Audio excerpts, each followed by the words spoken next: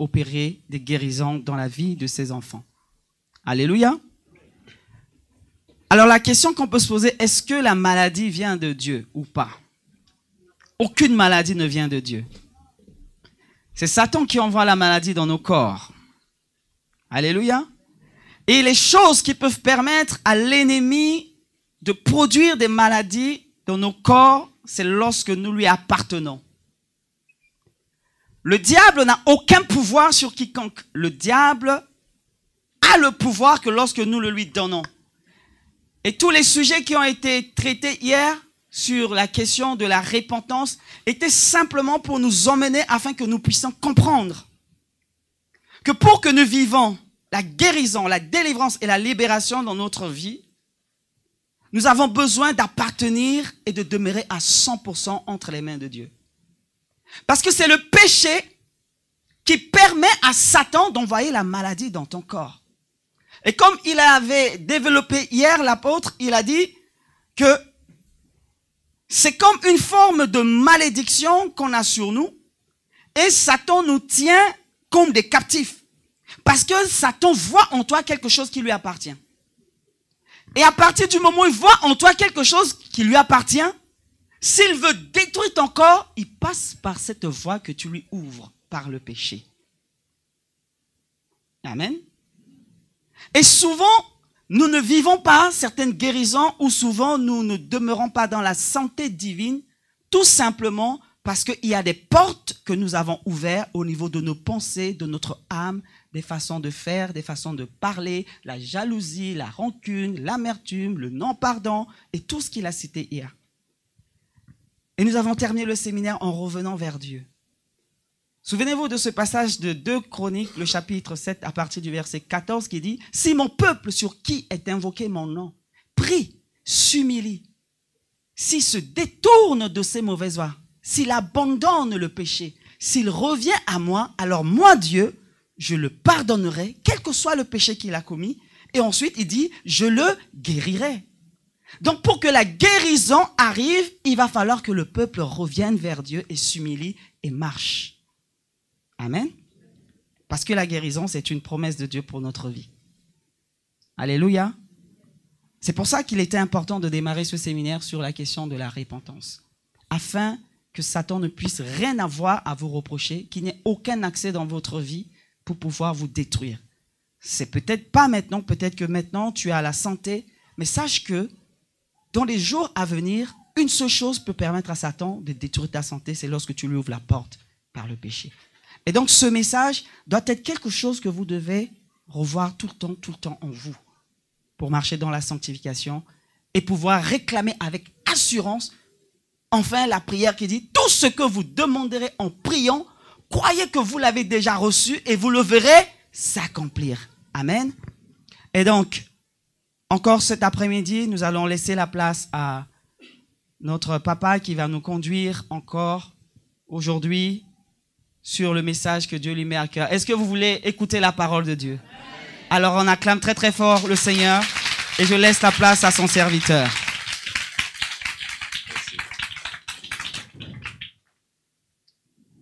C'est Jésus que vous avez acclamé ainsi. Oh. Gloire à Dieu, gloire à Dieu, gloire à Dieu.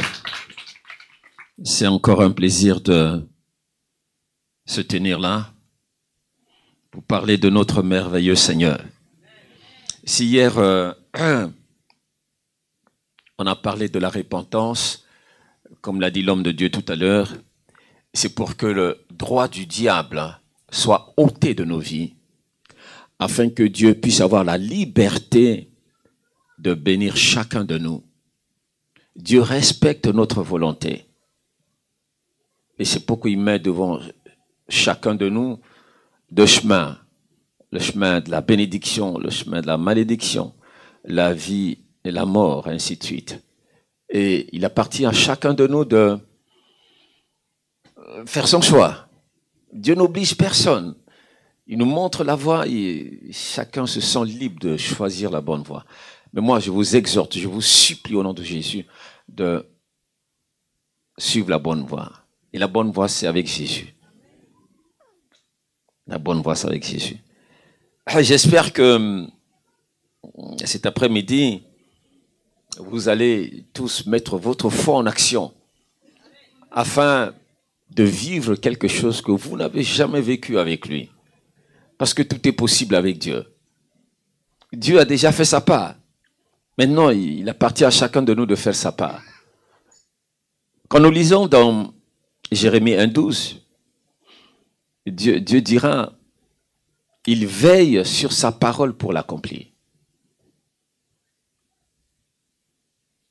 Il veille sur sa parole pour l'accomplir.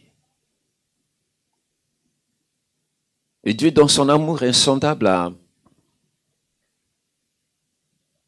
fait de multiples promesses à l'endroit de ces enfants que nous sommes. De multiples, selon quels que soient les besoins que nous avons, nous trouverons la réponse dans la parole de Dieu. Quels que soient nos besoins, les réponses sont dans la parole de Dieu. Parce que Dieu aime son peuple et notre Dieu est un Dieu de bénédiction et il veut bénir son peuple que nous sommes. Mais c'est notre foi. Des fois, je taquine les hommes de Dieu d'ici. Je les taquine. Je dis, mais chez vous ici, on ne voit pas les miracles. Et vous, quand vous allez chez nous, on vit des miracles. Pourquoi? J'ai dit, vous avez tellement de facilité ici que vous ne vous occupez pas de Dieu. Vous avez tellement de facilité.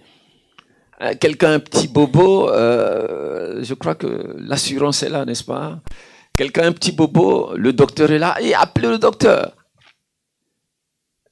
Alors, toutes ces facilités, malheureusement, contribuent à l'incrédulité. Mais ces mêmes hommes de Dieu qui ne vivent pas des miracles chez vous ici, qui sont vos serviteurs, quand ils arrivent chez nous, ils sont étonnés, ils vivent des miracles. Nous, on manque un peu de tout, mais on a un trésor. C'est la foi en Jésus, la confiance en Jésus. Vous avez l'assureur, nous avons Jésus. Vous avez votre docteur, nous avons Jésus. Il est tout pour nous. Donc, en cas de bobon, nous nous tournons vers lui. Et nous rappelons son souvenir, les promesses que lui-même nous a faites. Nous ne nous gênons pas de le placer devant sa parole. Parce que nous l'avons accepté comme notre Seigneur, notre Sauveur. Mais surtout, nous l'avons accepté comme notre Père. Et ça fait la différence. Il y a des gens qui n'acceptent pas, même les serviteurs de Dieu. Ils n'acceptent pas la paternité de Dieu. Et quand vous acceptez la paternité de Dieu, les relations changent entre vous et Dieu. Et j'espère que dans cette église va se lever des hommes et des femmes pleins de feu de Dieu. Parce qu'ils ont foi en Dieu. Malgré tout ce que vous avez, en cas de quelque chose, tournez-vous d'abord vers Dieu avant de voir l'assureur, avant de voir le docteur. Parce qu'il est le docteur des docteurs. Il est plus grand. C'est lui qui a aidé ces docteurs à être là. Mais il est plus grand. Non seulement il est plus grand, mais il a toutes les spécialités. Toutes les spécialités. Alléluia.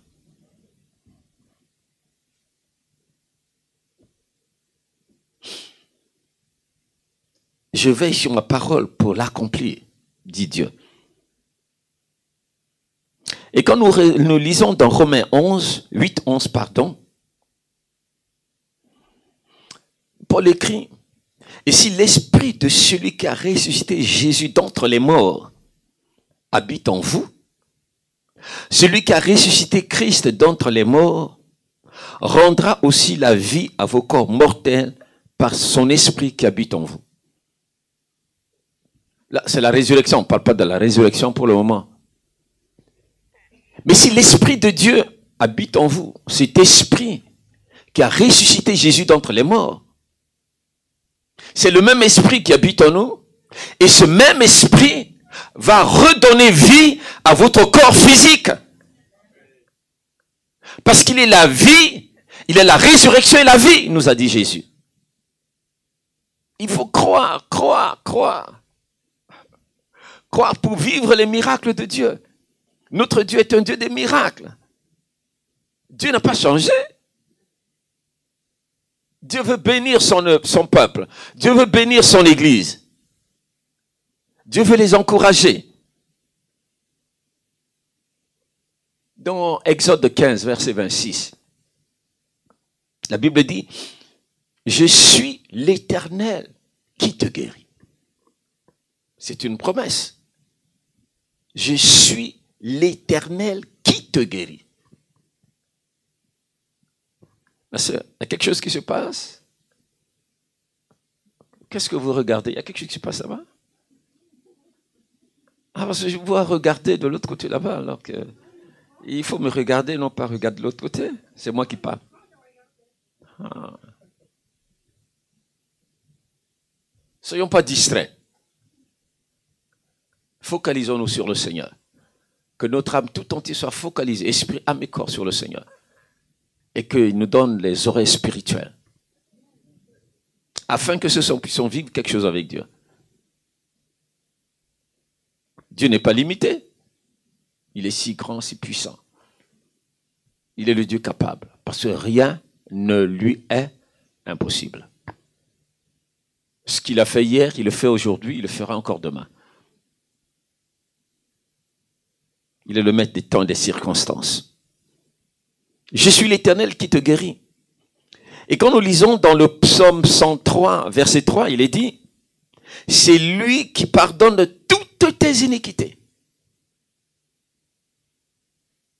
Il poursuit, qui guérit toutes tes maladies.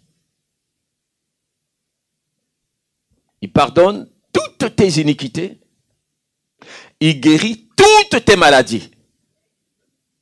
Moi, je ne sais pas de quoi vous souffrez. Je ne sais pas de quoi vous souffrez. Mais croyez qu'en cet instant,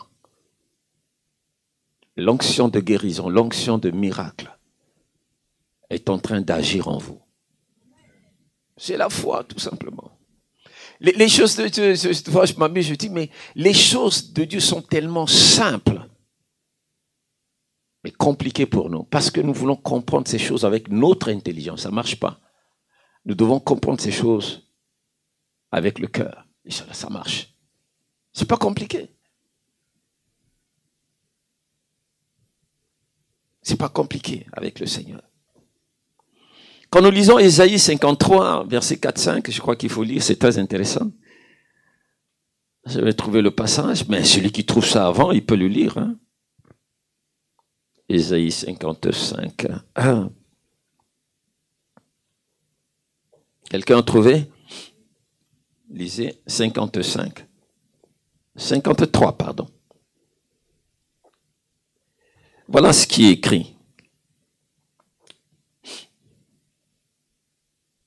Méprisé et abandonné des hommes de douleur et habitués à la souffrance, semblable à celui dont on détourne le visage, nous l'avons dédaigné, nous n'avons fait de lui aucun cas.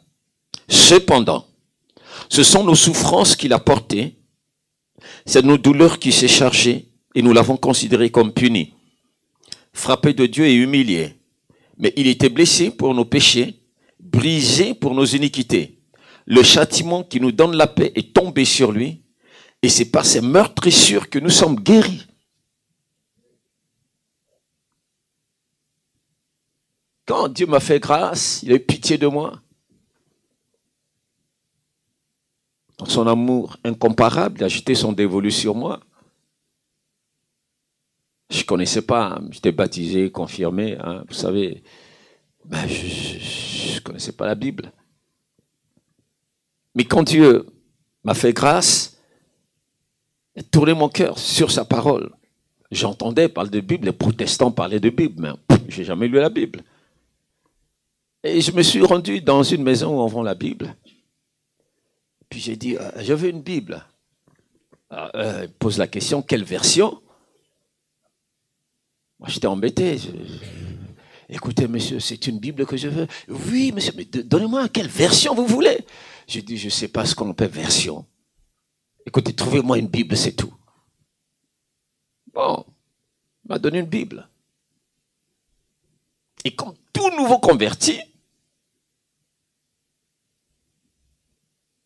comment est-ce que je la lisais, la Bible? Je la prends comme ça.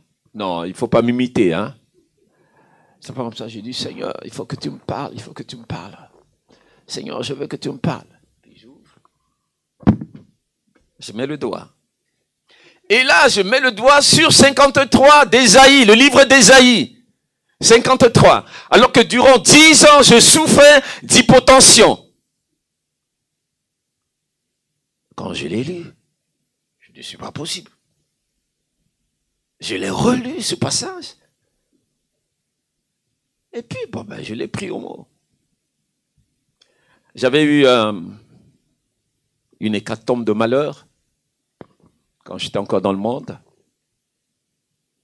En l'espace d'une semaine, j'avais perdu mes 3 enfants. D'une semaine, 3 enfants. Et ça a joué énormément sur moi et c'est là que la maladie d'hypotension est venue. Et j'ai utilisé les médicaments français.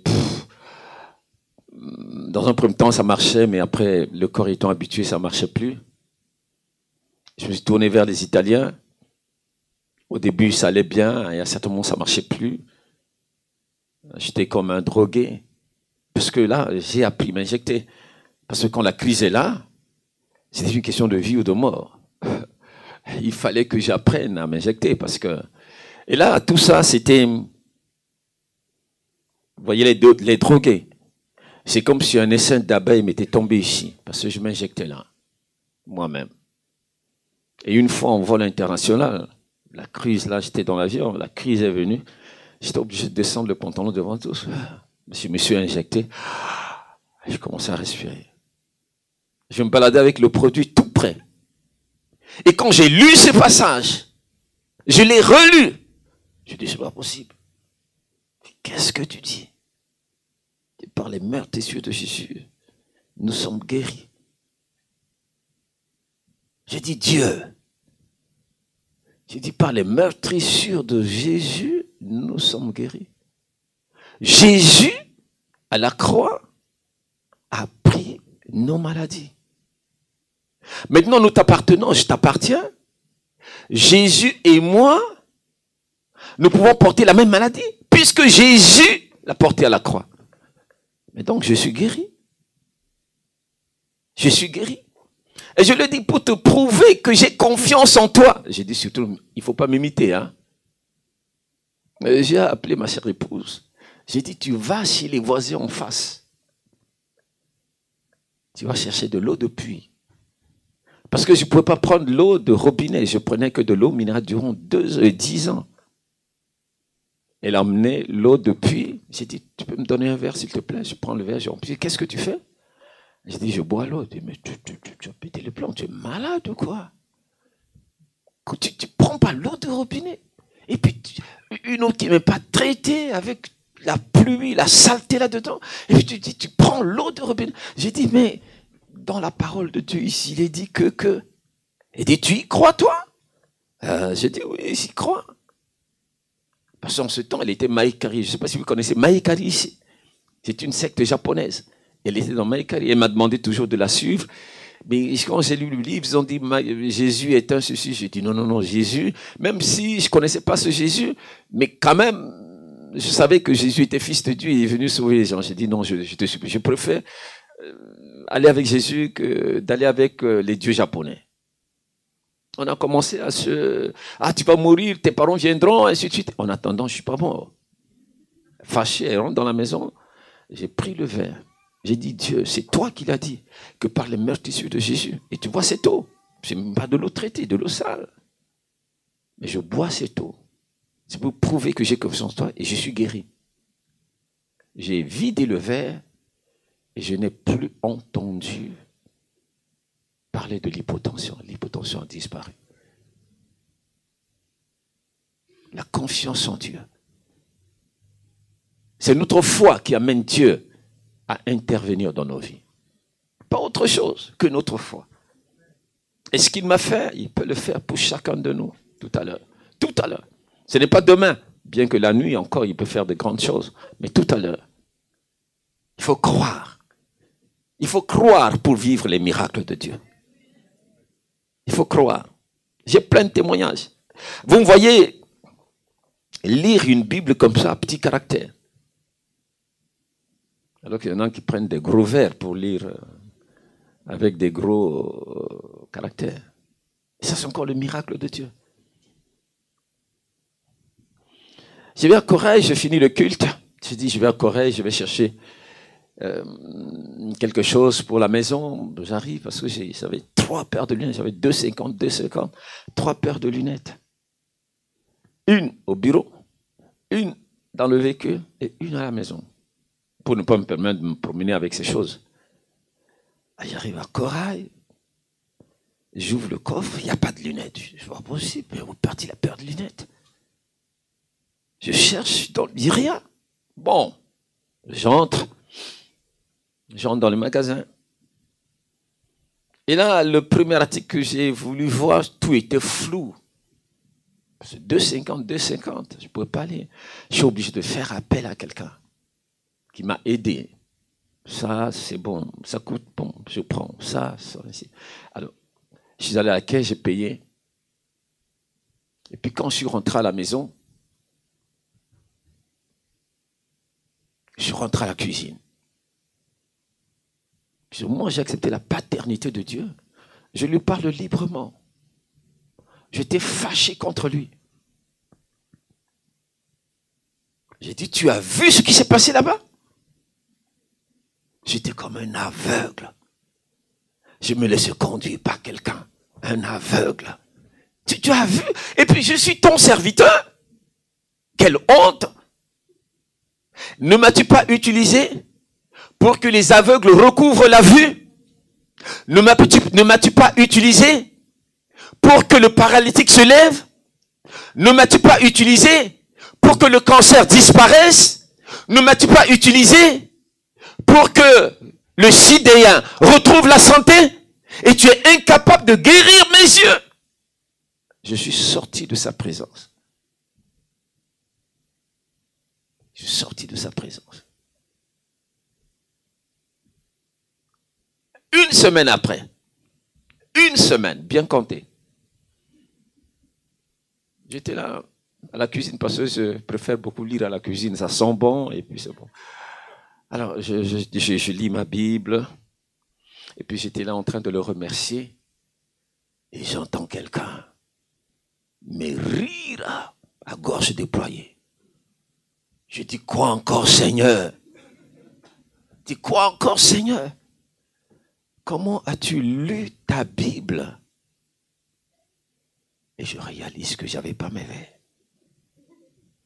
Je tombe à genoux parce que je priais debout.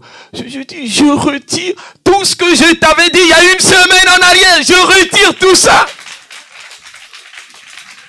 Oh, je vois combien tu m'aimes, combien tu es bon, combien tu es merveilleux. Je t'aime, Seigneur, je t'aime, je t'adore, je te loue, je t'exalte. Seigneur, pour compter de ce jour, pour prouver à tout le monde que tu m'aimes, que tu es tout puissant, je finis avec les Bibles à caractère comme ça là. Je cherche une Bible à petit caractère. Voilà, moi j'ai une Bible à petit caractère que je peux lire. S'il y a la lumière telle qu'ici, il n'y a pas de problème. Je lis sans gêne. Ça c'est encore un miracle. C'est de croire tout simplement. Croire en la fidélité de Dieu. Dieu, chers amis, Dieu n'a pas changé. C'est ce même Dieu qui a délivré son peuple d'Égypte. C'est ce même Dieu-là que vous et moi, nous servons. C'est ce même Dieu. Mais là où le bas blesse, c'est de croire. C'est là où il y a beaucoup de problèmes. Je ne sais pas comment expliquer croire là. C'est là où il y a problème. Nous croyons avec notre tête. Nous ne croyons pas avec le cœur. Alors que c'est simple. Alors que c'est simple. Il dit, par ces meurtrissures, nous sommes guéris. Je l'ai pris au mot, et puis n'hésitez pas de le prendre au mot. Vous pensez qu'il se gêne quand nous le prenons au mot? Quand nous l'éprouvons? Mais non, pas du tout. Cela prouve que nous avons confiance en lui. Et là, cette promesse avait été faite avant le sacrifice de Jésus. Mais quand nous lisons dans 1 Pierre 2, 24, ça je l'ai lu après. Après le sacrifice de Jésus, voilà ce qui est dit que, il est dit que lui, par les meurtrissures duquel vous avez été guéris. Vous avez été guéris. Quels que soient les maux dont vous souffrez. Même si vous êtes là en agonie, Dieu, à travers Jésus, vous voit guéri. Et pourtant, vous êtes là en train de mourir là. Mais Dieu, lui, à travers le sacrifice de Jésus, vous voit guéri. Maintenant, c'est à vous de croire que ce que Dieu a dit, c'est la vérité, et puis de le prendre au mot et proclamer. Ce n'est pas d'une manière silencieuse. Tu as dit que par les meurtrissures de Jésus, nous avons été guéris. Mais j'ai été guéri à la croix du Calvaire. Je te refuse. Je ne sais pas, esprit immonde de sida, tu n'as plus droit de citer en moi, parce que mon corps est le temple de Dieu. Est-ce qu'on peut baisser un peu la musique là-bas pour celui qui joue la guitare? S'il vous plaît. Ah, ok. Après, ça me distrait un peu. C'est ça. Nous refusons le mal. Nous refusons le mal. Parce que nous sommes enfants de Dieu, nous sommes nés de nouveau, nous appartenons à Jésus. Et notre corps est le temple de Dieu. Et le diable n'a pas droit de citer en nous. Il peut pas venir faire de nous ce qu'il veut. Non, nous ne lui appartenons pas. Nous appartenons à Jésus. Et nous refusons, nous nous opposons, nous refusons avec autorité. Mais combien, quand le mal est là, combien refusent le mal? Combien s'opposent au mal? Il ne faut rien. Ils cherchent un pasteur. Mais s'il n'y a pas de pasteur, comment ça va se faire? Parce que vous pensez que les pasteurs, ils sont là tout le temps, tout le temps. Non. Il y a des moments où ils ne sont pas là. Il y a des moments où ils sont aussi malades. Hein. Eh bien oui. Ça permet, ils ont tellement travaillé que Dieu permet qu'ils soient malades. Ça leur permet de se reposer un peu. C'est ça. Non. Croyons et vivons le miracle de Dieu. Dieu n'a pas changé. Et nous avons l'exemple dans plusieurs exemples dans la parole de Dieu. La Bible, elle est remplie de mauvais exemples, mais également de bons exemples. Mais vous et moi, nous devons épouser les bons exemples et puis nous détourner des mauvais exemples.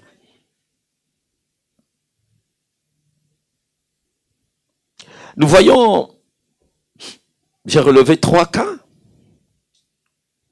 des personnes qui ont entendu parler de Jésus, tout simplement. Ils ont entendu parler de Jésus. Pardon, elles ont entendu parler de Jésus. Elles ont mis leur foi en action. Elles ont vécu leur miracle. C'est pas compliqué. Ils ont entendu parler de Jésus. Vous connaissez l'histoire de la femme ayant perdu de sang durant 12 ans dans Marc 5. Elle avait plein de sous. C'est une femme qui était aisée, mais la maladie était là malheureusement. Elle a dépensé tout son sou. Elle va là, on la traite, ça marche pas. Elle dit oh, celui-là il est incompétent. Voilà, il est incompétent. Voilà, celui-là est incompétent. C'est ce que beaucoup d'entre nous vivent. Ils vont de docteur en docteur, de professeur en professeur, mais recouvrent pas la santé. Et cette femme, elle va entendre parler de Jésus. On lui témoigne les merveilles de Dieu. On lui dit qu'il y a un prophète extraordinaire en Israël. Et Dieu l'accompagne par des choses extraordinaires. Les aveugles voient, les sourds entendent, les muets parlent, les paralysés se lèvent, ainsi de suite. Les morts sont ressuscités. Et quand celle qui était complètement désespérée, quand elle entend cela, ça lui redonne de l'espoir. Ça lui redonne de l'espoir. Elle se dit, mais avec tout ce que j'ai entendu de cet homme, si je touche ses vêtements, je serai guéri. Parce qu'elle était condamnée par la loi de Moïse. Dans ce sens, elle était impure, elle n'avait pas le droit de s'approcher des gens. Mais elle n'a pas regardé à la loi. Elle a dit, c'est une occasion unique qu'il ne fallait pas rater. Et pendant que la foule était là en train de presser Jésus, elle vient, parce que son cœur devait battre, je ne sais pas combien pulsations par minute, je ne sais pas. Plus elle s'approchait de Jésus, plus son cœur même allait éclater. Hein. Dès qu'elle a touché seulement la robe de Jésus, elle s'est retirée. Et pourtant, beaucoup de personnes étaient là en train de toucher Jésus. Mais toutes ces personnes ne touchaient pas avec foi. Elle a touché avec foi. Je serai guéri si je touche son vêtement. Et quand elle a touché, les miracles s'est opéré. La puissance de guérison se saisit d'elle. Et le mal est parti. Jésus se retourne. Qu'est-ce qui m'a touché? Tu exagères, tu vois Pierre. Tu connais le bouillon Pierre. Tout ce monde, et puis tu dis qu'est-ce qui m'a touché? Et la femme, tremblante, va dire toute la vérité à Jésus. Va, ta foi t'a sauvé. Ta foi t'a sauvé. Ta foi t'a sauvé. Qu'il te soit fait selon ta foi. Qu'il te soit fait comme tu veux. La confiance en Dieu, bien-aimé. Pour vivre le miracle de Dieu. Vous avez l'exemple de Bartimée, ce mendiant qui était là et qui passait son temps à mendier. Mais quand les gens passaient, vous savez, les aveugles, s'ils ne voient pas, mais l'oreille est tellement développée, ils entendent de loin. Et là, les gens passent, il entend parler de Jésus. Il entend parler de Jésus, entend parler de Jésus, peut-être à la maison aussi. Ses parents lui ont parlé de Jésus certainement. Parce que je crois, ils venaient le déposer là, pour qu'il mendie, rentrait, et puis revenait le chercher, peut-être le chercher le soir. Parce qu'il était seul, là au bord de la route, en train de mendier. Mais quand il s'est rendu compte qu'il y a une foule qui était en train de se déplacer, il dit non, il y a quelque chose. Il pose la question, mais qu'est-ce qui se passe? Pourquoi ce déplacement? On lui dit, mais c'est Jésus qui est en train de passer. Il avait déjà entendu parler de Jésus. Que Jésus pouvait lui redonner la vue parce qu'il a fait pour d'autres. Il pourrait le faire pour lui. Mais dès qu'il a entendu que c'était Jésus, il s'est mis à crier. Vous connaissez cette histoire, on vous l'a déjà prêché ici. Il a crié. Au premier cri, Jésus l'avait déjà entendu. Jésus l'avait déjà entendu. Mais Jésus a fait exprès de continuer. Et les gens étaient là pour s'opposer. Tu ne déranges pas le maître, tu es en train de nous déranger. Tu cries tellement fort en son nom. Tu nous déranges. Mais il n'a pas regardé comme cette femme. Il n'a pas regardé à la loi. Lui aussi, il n'a pas regardé à la foule. La Bible dit, il a crié encore beaucoup plus fort. Jésus s'arrête. Jésus l'appelle. Et ces gens qui lui disaient, tu importunes le maître, ce sont ces mêmes gens qui viennent lui dire, le maître t'appelle, vas-y. Il jette son manteau. Je symbolise le manteau par le mal, par le péché. Ce qui empêche Dieu de nous bénir. C'est pourquoi hier on a parlé un peu de la repentance, pour que le droit du diable soit ôté de nos vies, afin que Dieu puisse avoir la liberté de nous bénir comme il veut. Parce qu'il est le Dieu de bénédiction. Que veux-tu que je fasse? Maître, que je recouvre la vue. Il a recouvré la vue. N'est-ce pas? Parce qu'il a entendu parler de Jésus. Et nous avons encore un autre cas d'une personne qui a entendu parler de Jésus. C'était cette femme cananéenne. Et vous savez comment Jésus a été dur avec elle. Oh, oh, oh. Mais elle ne s'est pas découragée. Elle ne s'est pas découragée. Parce qu'elle s'est dit, avec tout ce que j'ai entendu de cet homme, quel que soit ce qu'il va me dire, Dieu, aide-moi à lui donner la réponse qu'il faut. Et c'est ce qu'elle a fait. Et ça a bouleversé, ça a touché Jésus. Jésus va dire à cette femme, ça c'est Matthieu qui me dit, mais tu as une grande foi, qu'il te soit fait comme tu veux. C'est Matthieu qui dit ça. Mais Marc dit, qu'est-ce que Marc dit? Marc dit,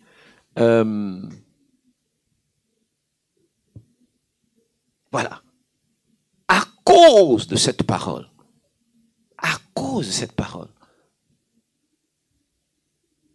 qu'il te soit fait selon ta foi. Il dit, oui, comme les petits chiens sous la table mangent les miettes. Et quand Jésus a entendu cela, elle a eu ce qu'elle voulait. C'est la foi. La foi, c'est, j'explique simplement, c'est de croire que ce que Dieu a dit dans sa parole, il est prompt à l'accomplir. C'est tout. Parce que quand nous lisons dans Hébreux 11, 6, or sans la foi, il est impossible de lui être agréable. Car il faut que celui qui s'approche de Dieu croit qu'il existe et qu'il récompense ceux qui le cherchent. Sans la foi, nul n'est agréable à Dieu. C'est notre foi qui nous rend agréable, notre confiance en lui. Et quels que soient les maux dont nous souffrons, Dieu est là pour accomplir sa parole. À un certain moment, peut-être compte tenu du zèle pour le Seigneur, le diable était fâché contre moi. Fâché, il m'a criblé. J'appelle ça vraiment criblé de toutes les maladies. C'était comme un supermarché, avec tout ce que j'avais. Nous avons heureusement un frère qui est docteur. Et je l'ai appelé. Comment il s'appelle là? Patrick. J'ai dit, Patrick, écoute, vraiment, ça va pas. Il dit, papa, c'est quoi? J'ai dit, je suis mal en point. Il court à la maison, il arrive.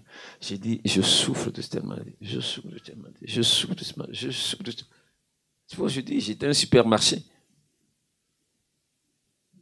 Il dit, oh, écoute, papa, je m'en occupe. Je prends rendez-vous avec les spécialistes. Et lui, il a pris rendez-vous avec les spécialistes. Et c'est lui qui m'amène chez les spécialistes. Il est docteur. Il m'emmène chez ses collègues spécialistes. Ah, vous souffrez de tellement, il faut prendre telle chose. On va là. C'était l'estomac, c'était le cœur, c'était la gorge, c'était les reins.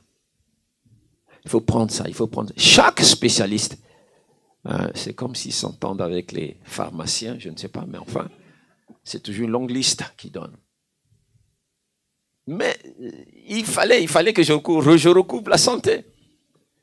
Et puis le dernier cas, le docteur, il fait son machin, c'est pas radio, vous appelez ça comment, je sais pas là. Il dit, pasteur, écoutez, vous avez le cancer de prostate. Et comme vous voyagez beaucoup, je vous exhorte à vous faire opérer ailleurs. Pas ici. J'ai dit, bon. Ok, c'est entendu, docteur, merci beaucoup. Et durant 2 ans, j'ai suivi les traitements. Chaque semaine, il fallait aller à l'hôpital de l'amitié chaque semaine. Et chaque fois que je vais, il me donne une ordonnance, il m'envoie à l'Institut Pasteur pour des examens, ainsi de suite. Et puis, durant 2 ans, je me suis arrêté. Et qu'est-ce que tu fais? Je dis, qu'est-ce que tu fais? Qu'est-ce que tu fais? Est-ce que Dieu a-t-il changé? L'argent que tu dépenses à l'insu pasteur, l'argent que tu dépenses pour les médicaments, pour aller voir le docteur, tu peux l'utiliser pour l'œuvre de Dieu. Mais qu'est-ce que tu fais? Qu'est-ce que tu fais? Et là, j'ai arrêté. J'ai rappelé au souvenir de mon Père Céleste tous ces hauts faits en ma faveur. Je lui ai rappelé. Tu m'avais fait ça, non? Bon. Tu m'avais fait ça. Tu m'avais fait ça. Tu m'avais fait ça. J'ai pas peur du diable, mais j'ai peur de l'araignée. Je ne sais pas pourquoi. Il faut prier pour moi, pour que je sois délivré de la peur d'araignée. Oui, parce que quand je parle des hauts faits en ma faveur, une fois j'étais à la douche, là, je me lave, ainsi de suite. Je prends la serviette, je m'essuie. Et puis tout d'un coup, je réalise que les piqûres, il n'y avait plus rien. C'était une nouvelle peau. Et moi, j'ai crié. Et mon épouse, sachant que j'ai peur des araignées, elle dit, mais qu'est-ce qui se passe? Je vous dis, rentre, regarde. Une nouvelle peau. Une nouvelle peau. Il est bon, très bon. Comme nous l'avons chanté tout à l'heure. Il ne demande qu'à nous bénir.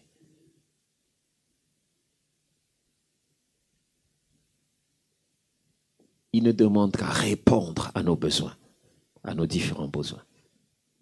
J'ai pleuré de reconnaissance.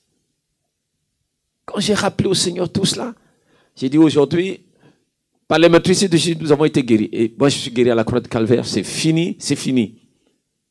Tu as des grandes choses à faire encore avec moi. Je n'ai vécu que la moitié. Alors, si tu veux me prendre avant le temps, c'est ton problème. Mais pour moi, je suis guéri, je suis guéri, je suis guéri. J'ai tout abandonné. Et ça fait plus de 8 ans que je suis là debout. Sans médicaments, sans rien. J'y pense même pas. Et votre problème, c'est quoi? Votre problème, c'est que vous, je sais pas, quel est le mot français qui convient chez vous avec la France, là? Je cherche le mot. Je cherche encore. Bon, peut-être je vais trouver plusieurs mots comme ça pour que vous puissiez comprendre. Veut dire, vous attachez beaucoup d'importance à votre préoccupation. Je prends l'exemple simple pour que vous puissiez me comprendre. Par exemple, quelqu'un souffre de cancer. Veut dire, je ne sais pas comment, il peut m'aider, pasteur. Veut dire, il attache beaucoup d'importance. Il croit que ce qu'il a, le cancer, va petit à petit le conduire à la mort. Alors que si nous avons confiance en Dieu, nous allons minimiser le cancer et attacher de l'importance à la parole de Dieu, aux promesses de Dieu. J'ai expliqué ça pas bien, mais vous m'avez compris quand même.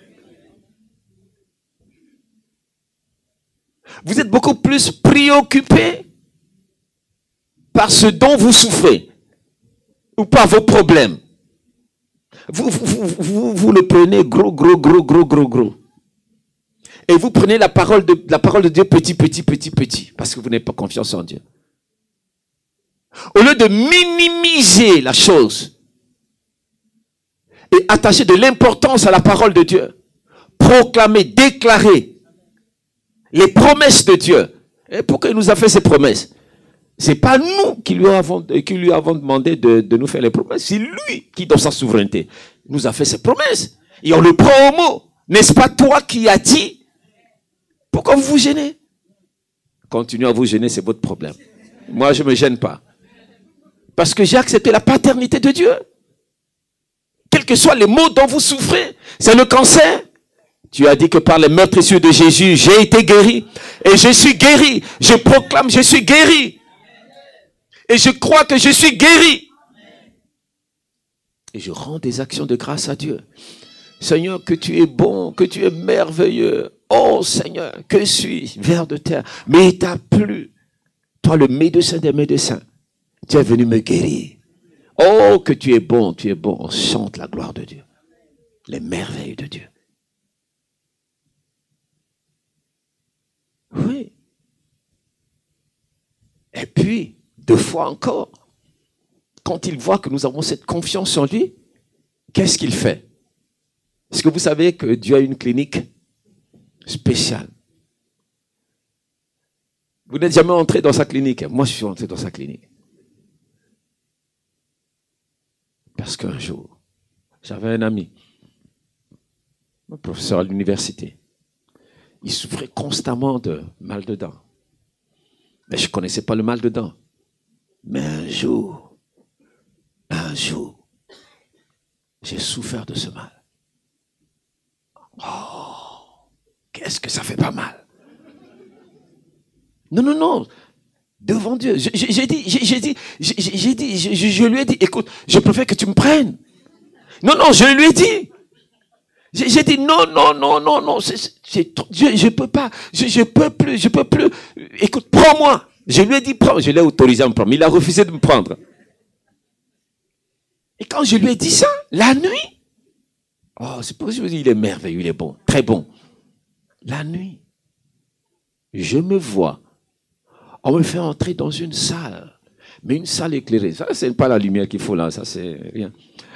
C'est lumière de Dieu. La salle est éclairée. On me place sur une table. C'est comme ça qu'on appelle table. Je ne sais pas comment vous appelez ça. Moi, je n'ai pas fait la médecine. Bon, ils m'ont placé sur une table. Et puis, j'étais entouré des gens. C'était des blancs. Je ne sais pas si c'était des juifs ou des anges, je ne sais pas.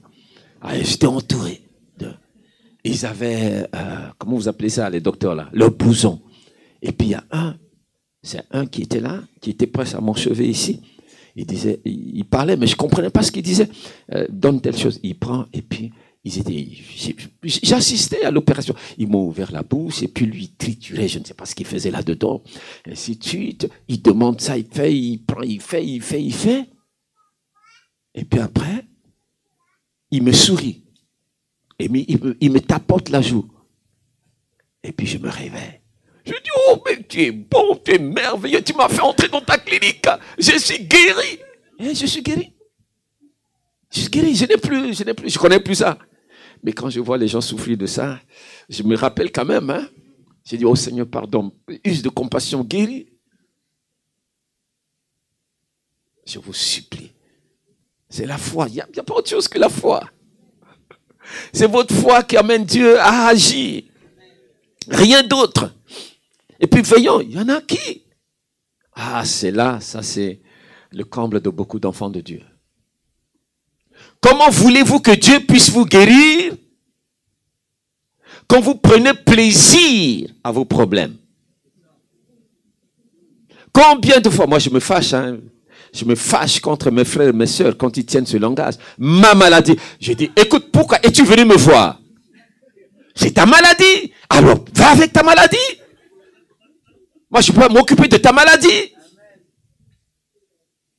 Mais qu'est-ce que j'ai dit? J'ai dit, mais tu m'as dit, c'est ta maladie. C'est ta possession. C'est toi qui veux la garder. C'est ta propriété. Qu'est-ce que moi j'ai à voir? Je ne peux pas aller... non. Sinon, on risque de me traîner en justice. Mais oui, mais comment?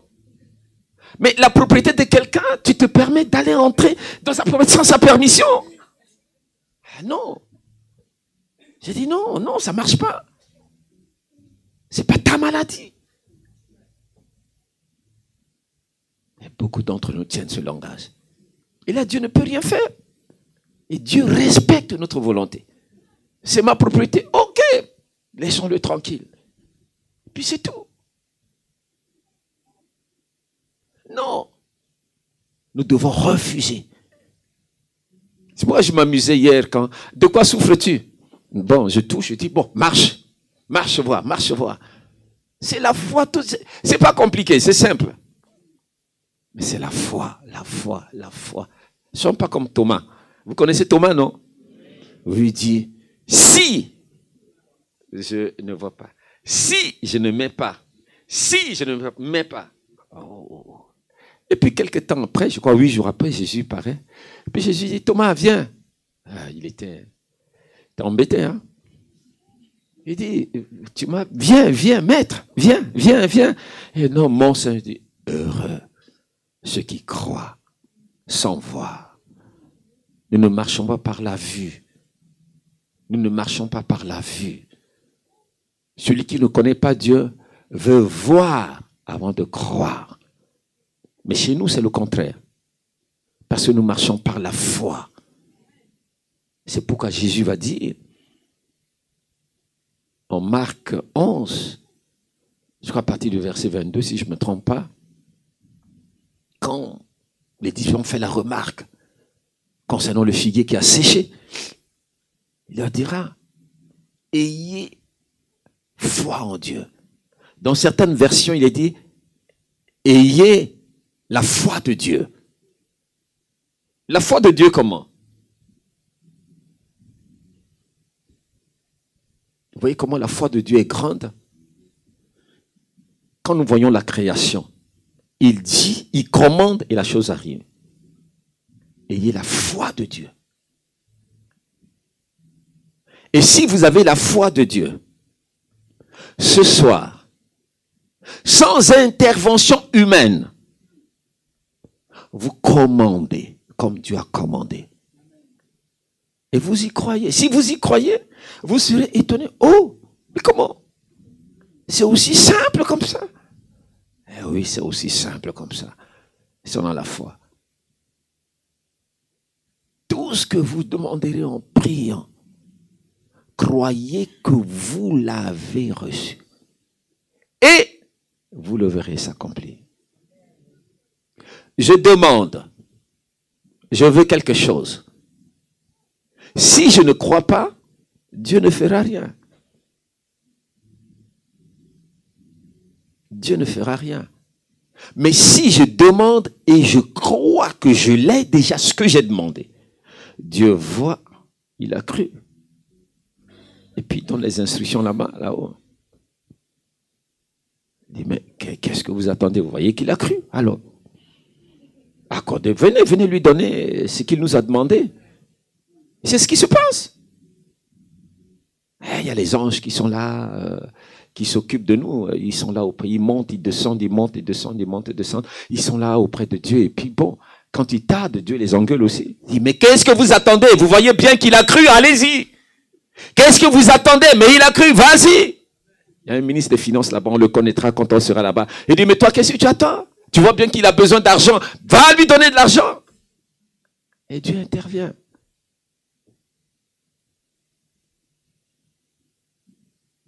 Mais la foi, la confiance en Dieu. Sachez que rien n'est impossible à Dieu. Il y en a qui pensent que telle chose Dieu peut faire, telle autre, il ne peut pas le faire. Ils le prennent pour un incapable. Alors que c'est lui qui a créé toutes choses. C'est le seul maître de tout l'univers. Il est tout puissant. Il est vivant. Il est présent. Il est présent au milieu de nous. Rien, il faut comprendre que rien n'est impossible à Dieu. Et si vous avez, changeant de mentalité, c'est ça, croyons. Et comme la Bible le dit, la foi vient de ce qu'on entend, ce qu'on entend. Lisez la parole de Dieu. Quand vous voyez ce que Dieu, ce même Dieu que vous et moi nous servons, ce qu'il a fait, ça booste votre foi. Vous dites, mais il a fait telle chose. Mais il peut le faire pour moi. Les témoignages, il a fait pour tel frère. Mais il peut le faire pour moi. Il a fait pour telle sœur. Il peut le faire pour moi. Puisqu'il ne fait exception de personne. Mais il faut croire. Il faut croire tout simplement. La Bible dit, par tes paroles, ça c'est Jésus qui le dit en 12, Matthieu 12, par tes paroles tu es justifié, par tes paroles tu es condamné. Et encore, cette parole de Job 3, 25, ce que je crains, c'est ce qui m'arrive. Ce que je redoute, c'est ce qui m'atteint. Et beaucoup d'entre nous sont dans cette situation. ils ont un cancer, pour eux, ils pensent déjà à la mort.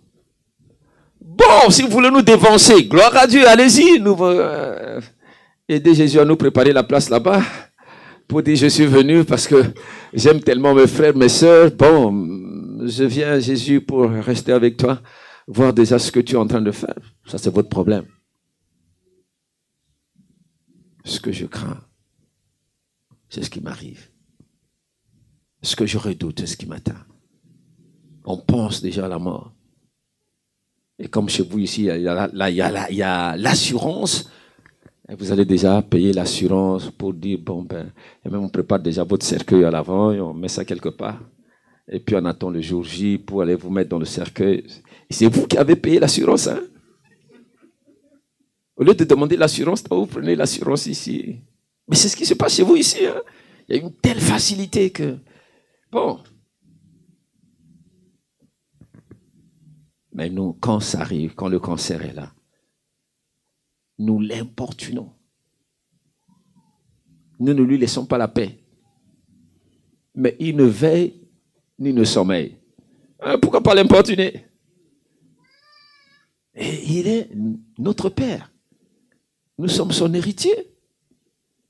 Alors vous voyez, le fils d'un riche, la fille d'un riche, comme lui, en train de vivre, comment vous appelez ça chez vous ici, là? Comment on appelle ça? Sans domicile fixe. Comment vous appelez ça? SDF, voilà, c'est ça. Vous voyez, un prince qui va vivre comme un SDF. Et c'est ce que vous et moi nous faisons. Alors que nous sommes le royaume, nous sommes les sacrificateurs du Dieu vivant. Alors que nous sommes précieux, précieux à ses yeux. Et c'est le Dieu créateur, le Dieu tout-puissant, le Dieu vivant, le Dieu qui ne change pas. Et nous agissons comme des SDF. C'est comme si on était abandonnés par lui. Il n'a jamais abandonné. Chers amis, notre foi, c'est la monnaie du ciel. Notre foi. Quels que soient vos problèmes, Dieu est là pour s'en occuper. Dieu est là pour s'en occuper. Parce qu'il est le Dieu des miracles. Lui se plaît d'opérer des miracles dans nos vies. Dans nos vies.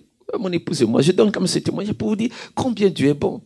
Quand le premier jour, je me suis levé là où je suis, à PK3 Sillon, parce que je voulais, moi j'ai déjà été en Israël, mon épouse également, mais je voulais que les frères, les sœurs fassent quand même un tour en Israël.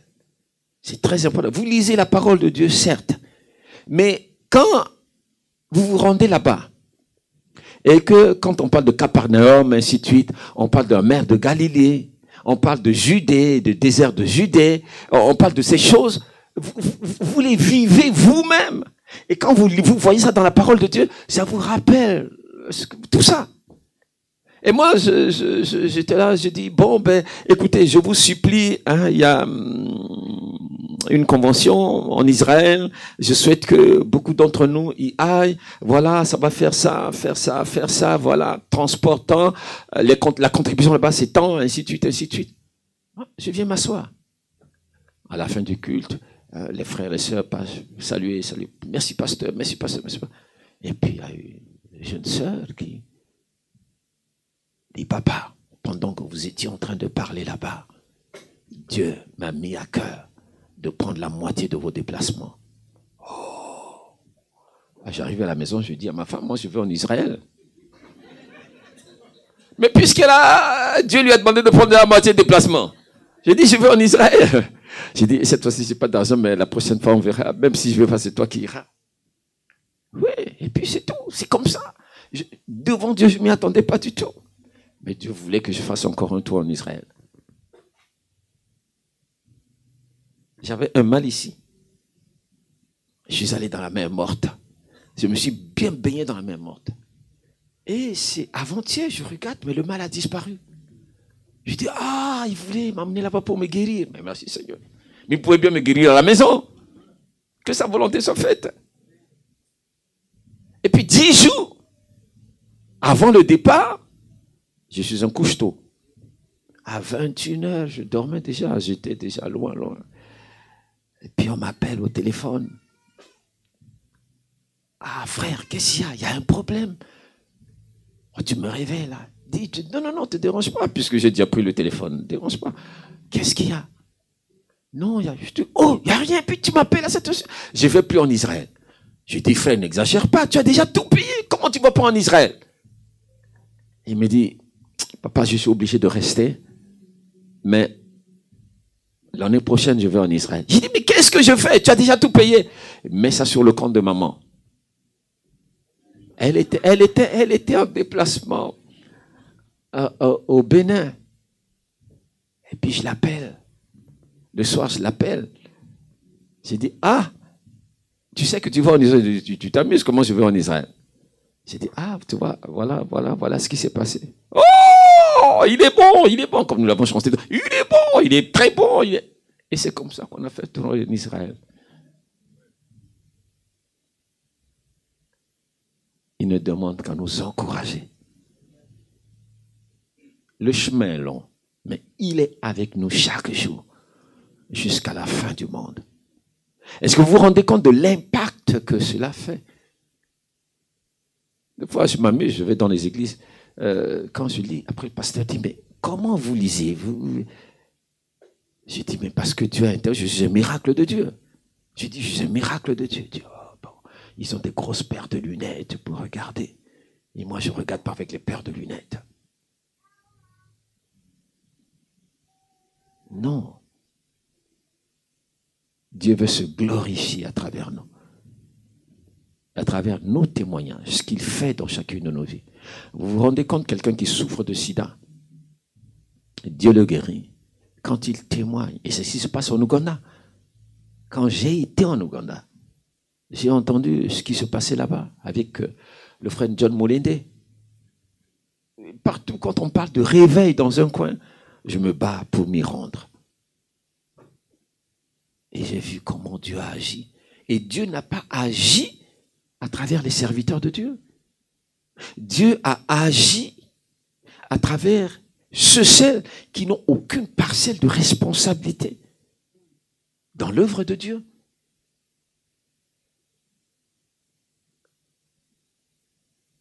L'OMS disait que l'Ouganda allait disparaître parce que c'était le pays qui avait le fort taux de sida, 33 quelque chose. Mais aujourd'hui, c'est descendu. C'est le monde entier qui va là-bas. Il dit, comment, quels médicaments ils ont trouvé, ainsi de suite. C'est Jésus. Ah oui. Quand j'y étais, il y avait les Américains, il y avait les Chinois, il y avait... Les scientifiques viennent, ils veulent comprendre comment le taux de sida a baissé. Là, il est à 9%. De 33, il est descendu à 9%. Pourquoi? Parce que cette sœur, elle est devenue servante de Dieu. Cette sœur que Dieu a utilisée pour guérir du sida.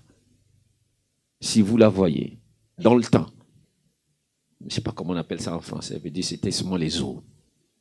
Les os, avec une grosse tête. Vous voyez, il y avait les os, la tête est grosse de fois. Avec les yeux qui rentrent dedans. Et elle a pris la photo dans sa situation de sidéenne. Elle a pris comment vous appelez ça en médicament, là, en santé, là, le résultat positif. Elle a pris le résultat négatif. Et c'est le pays, il y a plusieurs centres de traitement de sida. Et elle passait de centre en centre. Elle exhortait, regardez ma photo. Regardez-moi ce que Dieu a fait pour moi.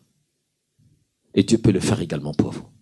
Et elle prie et Dieu intervient instantanément. Aucune parcelle de responsabilité dans le temps.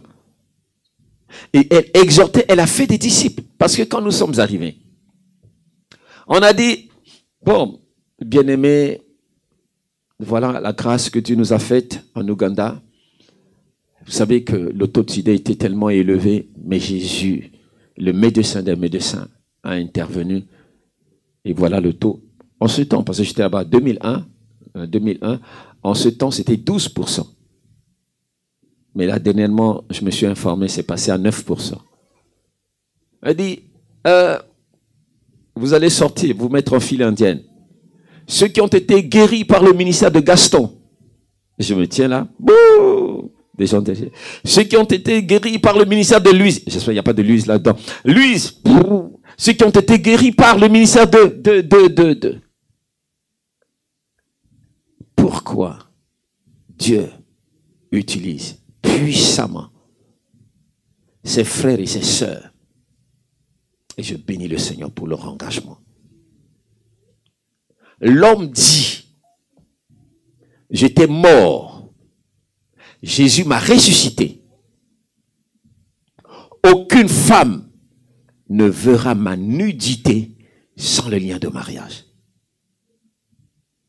La femme guérie du sida, elle déclare, j'étais morte. Jésus m'a ressuscité. Aucun homme ne verra ma nudité sans le lien de mariage. Ils sont devenus des instruments de miracle entre les mains de Dieu. Et Dieu utilise ses frères et sœurs qui n'ont aucune parcelle de responsabilité dans l'Église pour guérir cette nation.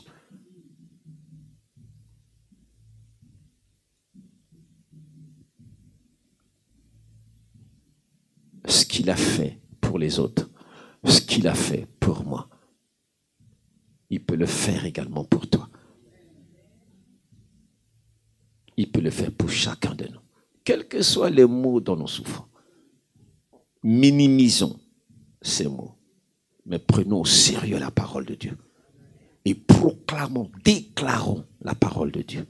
Mais croyons-y. Je ne dis pas seulement de parler comme ça en l'air. Mais il faut croire. Le problème, c'est de croire. C'est là où il y a le problème. Est-ce que vous croyez? Bon. Peut-être de Bangui, on va appeler pour dire est-ce qu'il y a des témoignages, ainsi de suite. C'est là qu'on s'en rendra compte. Si vous croyez réellement. Vous croyez réellement. Là, j'étais à Dole. On m'a amené une femme qui dépendait de son fils qui est militaire. Cancer, compte tenu de son âge, on refuse de lui faire chimio. Donc, elle dépend totalement de son fils qui est militaire. Son fils qui lave sa maman. Vous vous rendez compte? Qui la prend, qui l'amène à la douche, qui l'amène pour les besoins. Et on l'a amené. Et je n'ai pas dit grand-chose. J'ai dit seulement, quand elle m'inspire, je souffre de ceci, de cela, cela. Comme je l'avais pensé, j'ai dit, ah, ma soeur, vous êtes un supermarché, quoi. Vous avez toutes ces choses-là chez vous. Elle dit, comment, pasteur? J'ai dit, moi aussi, je souffrais, j'étais un supermarché. Voilà. Et puis Dieu est venu à mon secours. Mais croyez que Dieu peut le faire pour vous. Seigneur, elle a besoin de tes soins. Qu'est-ce que c'est que le cancer? Tu es le Dieu capable.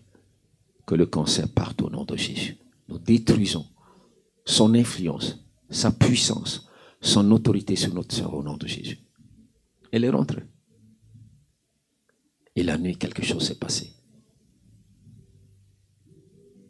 Elle qui était toujours aidée, celle qui était toujours aidée, elle-même, elle sort de son lit. Je dis, c'est pas possible. C'est pas possible. Puis je dis, elle sort elle-même de son lit. Et puis elle dit, bon, est-ce que je rêve? Elle disait, pour elle est en train de rêver. Et puis bon, elle aborde les marches, son escalier, elle descend jusqu'en bas. Elle remonte. Elle descend, elle a quand même 65 ans. Elle était fatiguée. Et puis c'est là qu'elle a cru que je suis guéri. Après, elle va voir son médecin. On fait radio.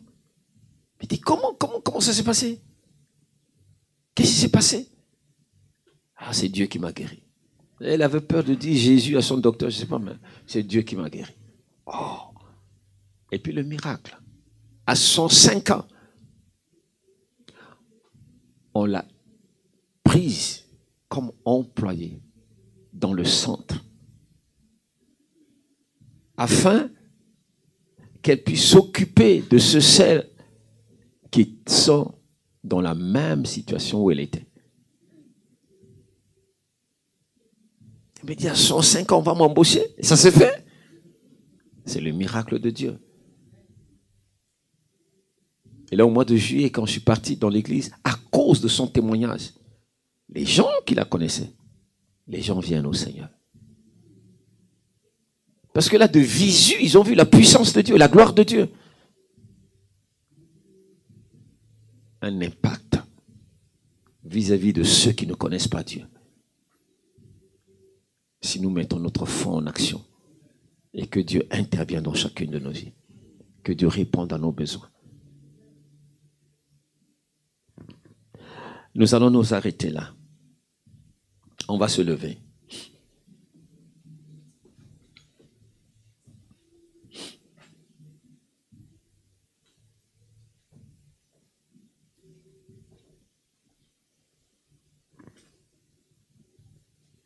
Parlez un instant à Dieu, tout simplement. Parlez-lui un instant. Parlez-lui un instant. Peut-être demandez-lui pardon pour votre incrédulité depuis ainsi de suite. Demandez pardon pour votre incrédulité. Et après, vous levez seulement les mains vers le ciel. Après avoir demandé pardon, vous levez les mains vers le ciel. D'où nous vient le secours? Parce que lui, il est là-haut. La terre est son marchepied.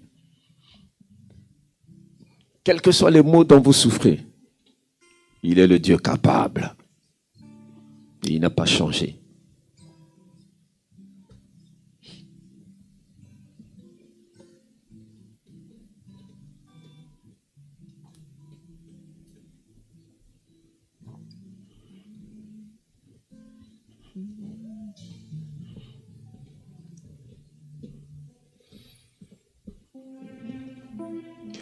Après avoir demandé pardon à Dieu, vous levez les mains vers le ciel. Vous ne priez plus. Vous ne priez plus. Votre prière, c'est votre cœur que vous ouvrez à l'action du Saint-Esprit. Tout simplement.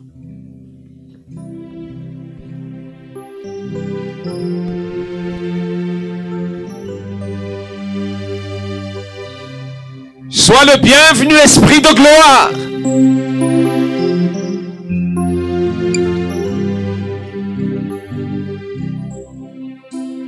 Tu es le bienvenu, Esprit de résurrection.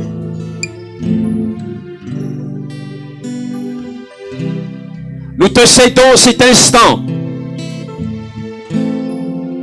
Et nous nous attendons à toi. Ma sœur s'attend à toi.